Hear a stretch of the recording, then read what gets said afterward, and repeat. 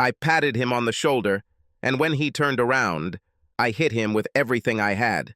I struck from the tops of my boots, putting in all 205 pounds. I felt his nose crunch and blood flow, and when he raised his hands to his face, I punched him in the stomach and got a load off from him as he doubled over. Another blow to the side of the head and he collapsed to the ground. I thought about kicking his ass a half-dozen times, but then I thought, what the heck? He got the message. I turned to Darcy and said, I think I broke his nose. Maybe you can kiss him and everything will be fine. And then I turned and walked away from the woman who wore my wedding ring and the man who was my best friend. It was Darcy's sister's birthday party, and it was held at Barney's Roadhouse. We pushed a few tables together, drank and danced to the live band, and everyone had a great time. We had been there for a little over 2 hours when something caught my attention. My girlfriend Darcy was dancing with my best friend Mark, and while that in itself was nothing new, what caught my attention was the fact that his hand slid down her back and came to rest on her ass, and she didn't push it away or do anything that he did not say. Then I noticed Mark's leg pressed against Darcy's leg, and again she didn't do anything. By then I was interested in both of them, and I moved over so I could watch them while pretending to talk to the others at the table. The music stopped, and a few seconds passed before they realized it and pulled away from each other. They returned to the table, and although they sat on opposite sides of each other, 4 chairs apart, I noticed that they were constantly looking at each other. On the next song, I was dancing with Darcy, and hugging her, I asked, "Everything is fine?" "Yes." "Why?" "You seem a little distant tonight. It's as if your thoughts are somewhere else or you have something significant on your mind." "It's just your imagination, baby. I'm fine, honestly." We stayed on the dance floor for 3 songs and then returned to our table. A couple of minutes later, Mark asked Darcy to dance, and I couldn't take my eyes off them. They danced side by side again, and his hand ended up on her ass. Darcy must have said something this time because he quickly pulled his hand away and glanced quickly in my direction. Half an hour later, Darcy got up to go to the toilet, and about a minute later, Mark stood up and followed her. I saw enough that night to make me suspicious, so I waited a couple of minutes and then got up and headed to the toilet. Mark wasn't in the restroom, and since we wouldn't have passed each other if he had headed back to the table, that meant he must have gone out the back door. As I reached for the doorknob, I suddenly realized that if Mark and Darcy were up to something, my exit through the back door would alert them and give them a chance to split up and then tell me that they were just going outside to escape the cigarette smoke and get some fresh air. I walked back through the bar, out the front door, and then walked as quietly as I could around the building. As I came around the northeast corner of the bar, I saw them. They hugged each other and kissed. They were so engrossed in each other that they didn't even hear me approaching them from behind. I had just finished putting all of Darcy's things that were in my apartment into trash bags when I heard someone knocking on the front door. The key inserted into the lock told me it was Darcy. I didn't look up from what I was doing when she came in, but I said, "You're just in time to get that shit out of here. I was just about to throw it in the trash." "Can we talk about this?" "No. I've seen enough tonight to know everything I need to know."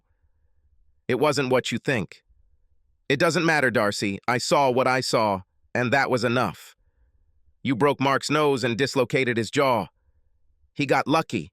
I should have kicked him half a dozen times and broken a couple of ribs. I've never seen you so cruel before. Sometimes it's good not to see anything. Now please just take your things and leave." "Please, Rob. I made a stupid mistake. I drank too much and wasn't thinking straight." "Yes? Well, it's good that I caught you making such a mistake before I married you, and not after." "You're welcome, Rob. It didn't mean anything, honestly. Once you said yes and put on my ring, you were supposed to be a single woman, and that only man was supposed to be me. You just showed me that I can't trust you. Just take your things and leave." Tears streamed down her cheeks as she began to remove her wedding ring. "Keep it," I told her. "I don't want this to remind me of you. If you keep it, Mark won't have to buy it for you. Consider this my wedding gift." She grabbed her 2 trash bags and headed for the door. She opened the door, turned to me and said, "I'm sorry, Rob. I love you. I really love you, and I didn't do what you think." And then she disappeared. She called me the next day and asked if I was ready to talk to her. I hung up. She tried half a dozen more times, but I always hung up on her. And eventually, she finally gave up. Over the next month, Mark made a dozen attempts to get me to talk to him, and I finally told him that if he came within arm's length of me, I would send him to the hospital for a month. It finally dawned on him, and he stopped calling. 8 months later, Darcy and Mark were married. I had to laugh when I received the invitation. Maybe I was supposed to be something old. As a geologist working for an oil company, I had to travel quite a bit, and some of the trips were long. Shortly after Mark and Darcy's wedding, I was sent on a trip to Alaska to explore the possibility of developing a new oil field. This forced me out of town for almost 11 months, and since I had no one to go home to, I spent the entire 11 months in the area. When I did have some free time, I went sightseeing in either Alaska or Canada. Did I think about Darcy on cold nights? Yes, I did it. I thought about her a lot. I loved her with all my heart, and I was sure that she felt the same towards me. We met by chance. Literally. I wasn't paying as much attention to my driving as I should have been, and I backed into her car in the parking lot. She wasn't around, so I wrote down my name and office address on a piece of paper and slipped it under her windshield wiper. 3 hours later, the receptionist called me and said that some woman wanted to see me. She says you're waiting for her. I checked my calendar and didn't see any appointments for that day, but I didn't have anything important to do, so I told Fran to send this woman to my office. 2 minutes later, my office door opened and the most beautiful woman I had ever seen walked in. If there is such a thing as love at first sight, that's what happened to me right then. "Mr. Ellison, I'm Darcy Miller, and I'm here to accept your offer." My suggestion? "I'm afraid I don't understand." "Oh, wasn't that the dinner invitation you left under my windshield wiper blade? Although I do think that crashing into my car is a bit of an extreme way to meet me." "Invitation to dinner? I figure it was probably just a way for me to contact you so you could give me your insurance information. But I saw the look on your face when I walked in, so I decided to treat it like an invitation to dinner." It was all too fast for a guy like me, but I didn't lose my brain, so in the end, I managed to pull myself together enough to say, "Are you free tonight?" She was single, and 3 days later, when I walked her out the door after a date, she kissed me so hard that my knees went weak, and then she grabbed me by the tie and dragged me into her apartment. "I don't know if you felt the same way I did when I walked into your office," she said. "But the look on your face said you could do it, and I don't want to wait another dozen days while you try to force yourself to get me into bed." We lay there with our arms around each other, relaxing in the warm aftertaste of great lovemaking, and I asked, "What size ring are you wearing?" "My ring size? Why do you need to know that?" "I want to buy your engagement ring in the morning, and I need to know the size." "Are you proposing to me?" "Hey, you're the one who doesn't believe in wasting time. I'm just following your lead." 5.5. We set a date, but before it came, it was Barney's party. It wasn't until I got home that I learned that Mark and Darcy's marriage didn't last very long. It turns out that Mark had a hidden side that no one knew about. He was cruel. After he sent Darcy to the hospital emergency room for the 5th time, she decided she'd had enough and hit him over the head with a cast-iron frying pan, and while he lay in hospital with a broken cheekbone, she moved out and filed for divorce. I learned all this while having dinner with my cousin Richard and his wife Day. "Are you going to call her?" asked Dee. "Good God, no. Why are you even asking?" "Because in a way you are responsible for what happened between the two of them. How the hell could this happen? I haven't even been here for 11 months. Hell, I left town before they even got back from their honeymoon. Every fight they had was about you. Come on, Dee. They both disappeared from my life for a good 8 months before I went to Alaska. How the hell could I become part of their problems?" "Mark is a loser, Rob. You either didn't pay attention or you accepted it because he's been your best friend since 3rd grade. But he's a loser. He can't hold down a job and can't do anything right. And every time he came home after getting fired or quitting or screwing something up, Darcy would shake her head in disgust and say something like, "And because of you, I lost Rob." The last time he sent her to the emergency room, they were at the Elks, and he had just lost another job. It's unclear whether he resigned or was fired, but he was whining about the foreman having a grudge against him, and Darcy told him to stop whining like a child and become a man for a change. Mark made a witty remark that she wouldn't recognize the man if someone bit her on the ass, and she said, "That's where you're wrong. I had a real man once, and I ruined everything. Are you coming at me and Rob again? On his worst day, he was 5 times better than you could be on your best day." "You bitch!" Mark shouted, and hit her from behind with such force that she fell back in her chair and hit her head on the edge of a nearby table. This knocked her out, and she was rushed to the hospital. 2 days later, she hit him with a frying pan. From what I've heard, she hasn't been on a single date since she moved out and filed for divorce. This is all very interesting, but I think I won't say hello to Darcy. Have you ever made a mistake, Rob? I did some stupid things, but the thing about mistakes is that you have to learn from them. What you have to learn is how not to make the same mistake again. Darcy was a mistake, and I will not repeat it. And I wasn't kidding. I miss Darcy, and not a week went by without me thinking about her 6 times. I still carried her picture in my wallet, but I had no intention of seeing Darcy or even talking to her on the phone. She was history, and although I couldn't get her out of my mind, she was going to remain history. But sometimes what you want or don't want to do just doesn't mean anything in the grand scheme of things. It had been a long day at the office, and I stopped by Ernie's Sports Bar and Grill to have a couple drinks and relax. I went to Ernie's because I was dating Juanita, the waitress. We had something for about a month. Nothing that would lead anywhere, just good bed buddies. I was sitting in a booth sipping a beer and watching the Rockies-Giants game on the big screen TV when Juanita placed another beer in front of me. A compliment from the lady at the end of the counter. I looked at the end of the counter and almost said, "That's not a lady, that's just Darcy." But I stopped myself. But I didn't give up on beer either. Darcy took the fact that I didn't refuse the beer as an invitation to join me, and a couple of minutes later she slid into the seat opposite me. "How are you doing, Rob?" "I was fine." "What was it like in Alaska?" "Cold." She was silent for a couple of seconds and then asked, "Have your feelings towards me softened at least a little?" "In what sense?" "Do you still hate me?" "I never hated you, Darcy." "Was I disappointed in you?"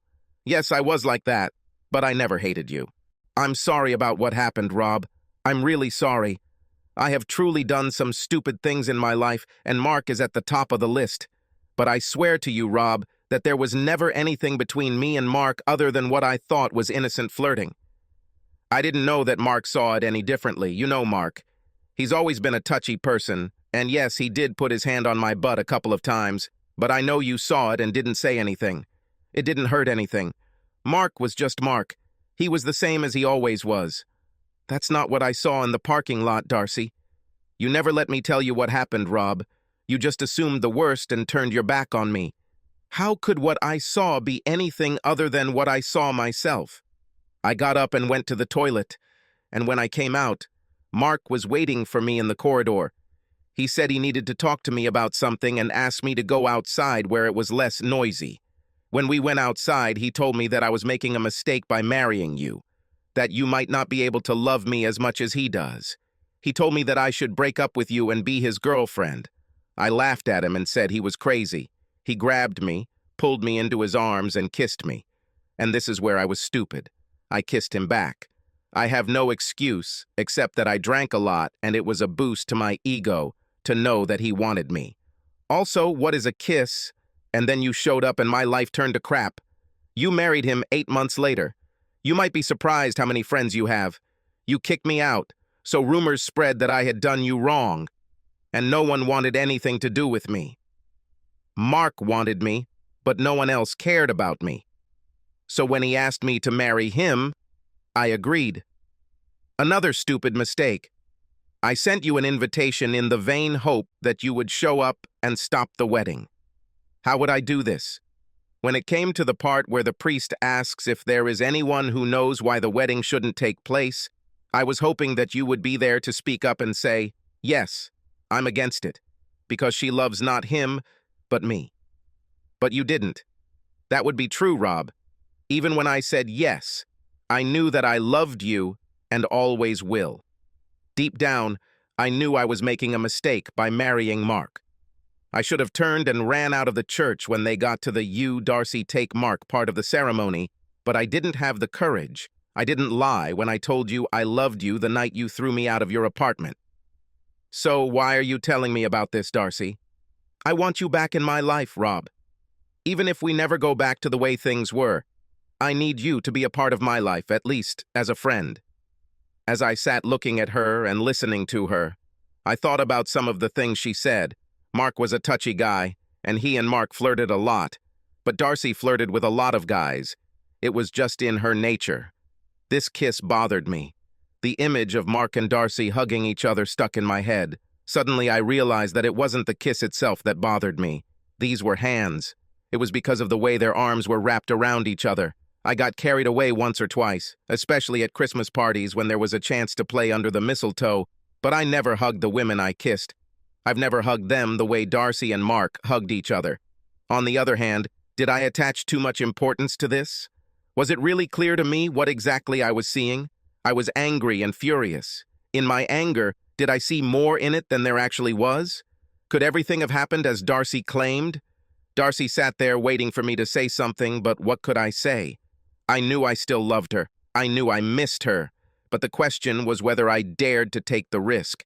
This kiss and this hug will always be with me. The only thing I knew for sure was that I didn't know what to do. So I chose the easiest way out. You've given me something to think about, and while I'm not entirely sure I'll ever be able to bring myself to accept your version of what happened, I'll think about it. Maybe I'll call you in a couple of days.